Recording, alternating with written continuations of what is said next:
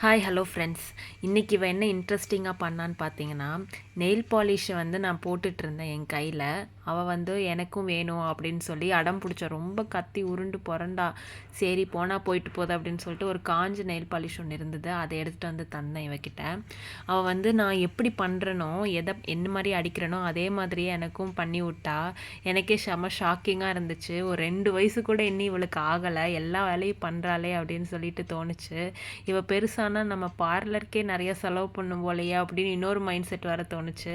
சரி அது நம்ம கேட்டகரி கிடையாது, அது அவங்க டேடி பார்த்துப்பாரு அப்படின்னு நானே மனசை தேத்திட்டு இவன் என்ன பண்ணுறான்னு இப்போ பாருங்கள். அவள் நான் அடித்த மாதிரி அந்த பெயிண்ட் வரலன்னு இன்னி கொஞ்சம் ரொம்ப டென்ஷன் ஆனா. ஏன்னா அவள்கிட்ட கொடுத்துருந்தது வந்து காஞ்ச் நெயில் பாலிஷ் தானே. சரி அவள் போகணுன்னு ஆசைப்பட்டாலே அப்படின்னு சொல்லிட்டு காலில் மட்டும் போட்டு விட்டேன், கையில் வேணான்னு சொல்லிட்டு காலில் மட்டும் போட்டு விட்டேன்.